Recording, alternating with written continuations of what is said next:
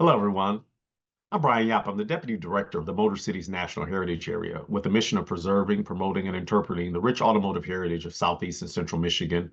And we do so with a lens that is inclusive, diverse, and equitable to all. We have a program called Many Voices, One Story, where we allow those who have voices involved in telling that diverse story to come to the table and share more. And today we have one of those voices, and then that of Jack Teeter. Jack is joining us here today to tell us about a new project that's coming online, soon to be released, a film called The Blind Logic. It's the Ralph Teetor story. So, Jack, first of all, welcome and thanks for joining me. Thank you, Brian. I'm honored to be here on your show. Thank you. And we're here to talk about Blind Logic, the Ralph Teetor story, soon to be nationally released film, but we're getting sort of a sneak preview of it pretty soon. But for those who do not know, let's go ahead and set the stage. Who is Ralph Teetor? Well, Ralph Teeter is my great uncle, and he was the first cousin of my grandfather, Dan Teeter. So they grew up together very close, building engines, speedboats, and both worked for the same company, Perfect Circle. And Ralph Teeter, just to set the parameters, he was born in 1890, passed away in 1982, and his life spanned essentially the development of the American automobile industry. And so when he first started and had developed his passion for mechanics, he was in his early age and 3, 4, 5 years of age working with his uncles at the factory. And so he developed this passion for tools. And it was around that time at age 5 where he had an accident and he became blind. And then, but he went on through life as an engineer, went to college in mechanical engineering, and uh, continued with engineering throughout his life and invented a few things in the automobile industry, most notably the cruise control.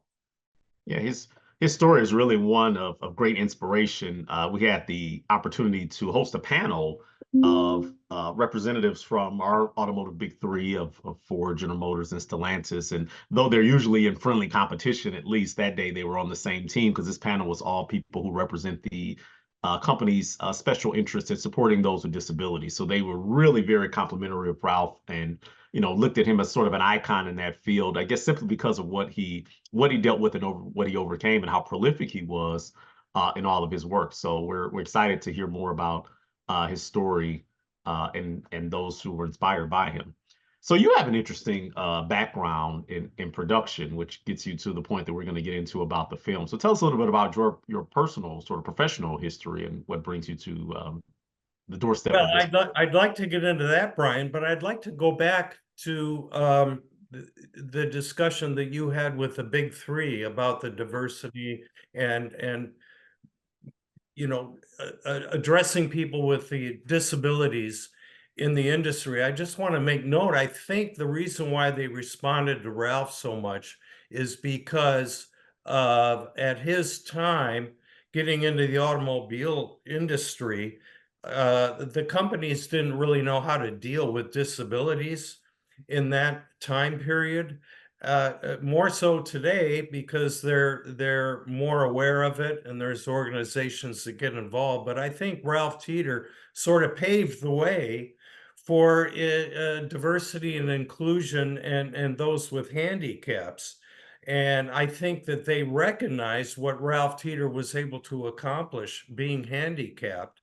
And it sort of opened their eyes because there was a lot more engineers that came through that were blind, and he opened the doors for other engineers with disabilities. And I think now the big three certainly is on the same page and with regards to diversity and inclusion. And but I think Ralph Teeter had a big part of that with disabilities.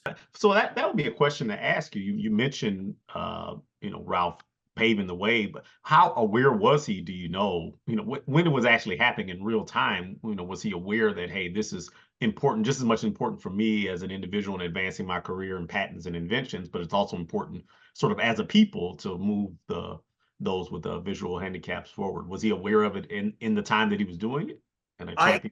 I think he was aware of it, but I don't think he recognized the importance of it. For example, when he wanted to go to college, and again, now Hagerstown, Indiana was a very small town of 2,000 people. That was where he was born, raised, and died, and built the company.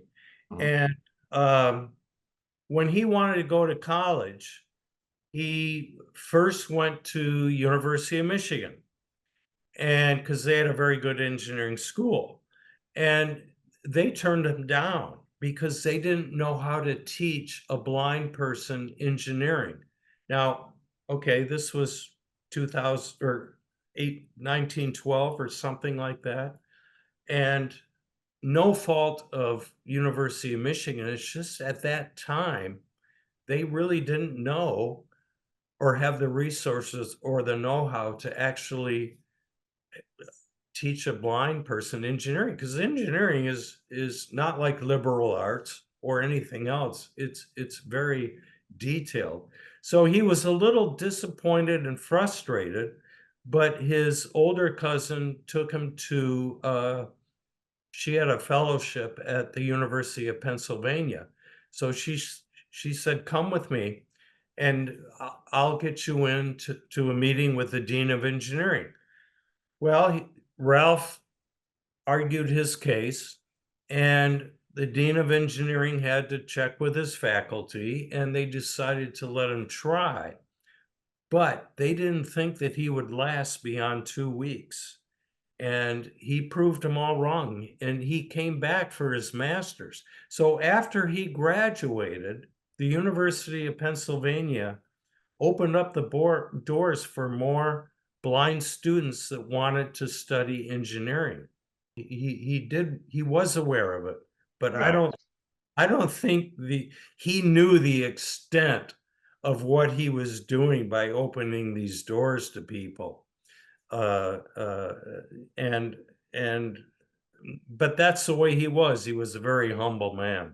He didn't want a lot of attention bestowed on him.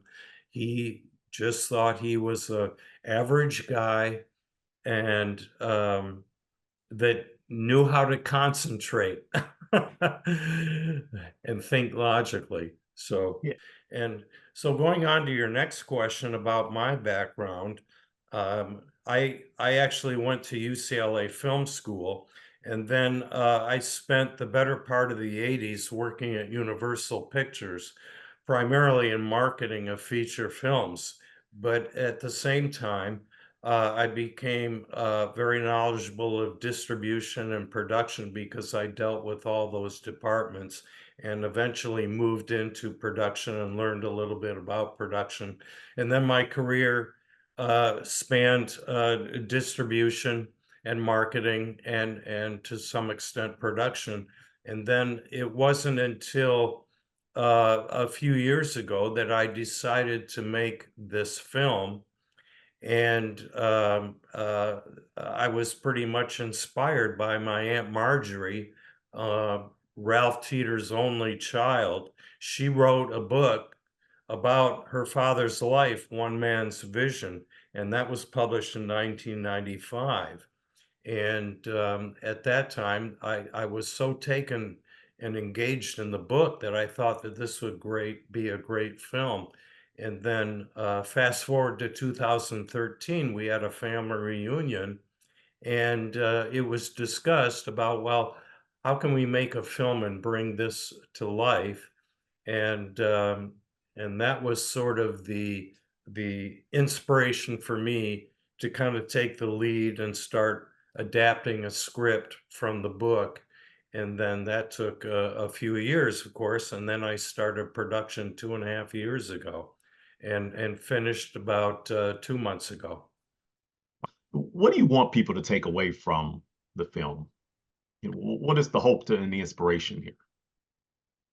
Well, I think I would like to see them be inspired by this story. And I think that's really number one, is the inspiration of what this man was able to achieve from childhood blindness and the struggles that he had to go through at such a young age. And uh, there's something very interesting about when he was raised. He was raised to not believe that he was handicapped. So he used his other senses and he developed these other senses. And he went through life with thinking logically and very intense concentration to overcome these challenges. And he never really felt he was unique. He felt that with a little concentration, that people could overcome their struggles and challenges. And that's what I want people to take away, is that we all have challenges in life and we all have struggles and things that we need to overcome. But look what this man was able to do. Maybe our challenges don't look near as big as what this man had to do to achieve. We are just around the corner from Detroit area premiere of the film of Blind Logic. Can you tell us more about that? What's coming up here in the Metro Detroit area? Well, we wanted to have the premiere in Detroit because it's very appropriate to have it at the Automotive Hall of Fame, because Ralph was not only inducted by the Automotive Hall of Fame, he's recognized in the Hall of Honor, and they also have the Ralph R. Teetor exhibit there, and millions of people view this museum and the exhibit. And he spent a lot of time in Detroit with the big three. He was one of the most recognized engineers of his time, and he visited the big three on many occasions, working with them to develop uh, strong, high performance engines, better engines.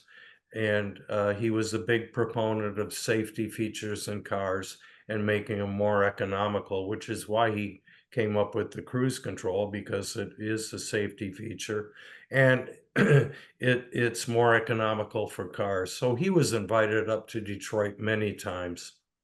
Yeah, so sort of like this second home sort of space that it's all but appropriate. So on Thursday, June 13th, there'll be a special event at the Automotive Hall of Fame, opportunity for people to come out. We'll put all the registration information below, but biggest thing, that event is free. It's an opportunity for people to come, see the film, hear more about the production of the film, meet some others who would be interested in it too. So we're looking forward to seeing people. But Jack, if we're in the future, if we're beyond that date, a question might be, how can people learn more about this work, more about Ralph's life, more about the film, and how to view it in the future? So, let us know how we can get more information about the film project. Well, the best way to get news and information is my website, and that's blindlogicproductions.com. And on there, I update news usually on a weekly or bi-monthly basis, depending on what's going on. And we have a full gallery of pictures. We have information about the film.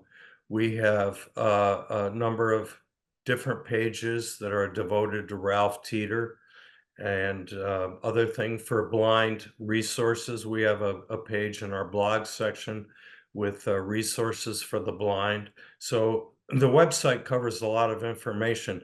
And but most importantly, for news, we will update all the news with regards to the film's national release.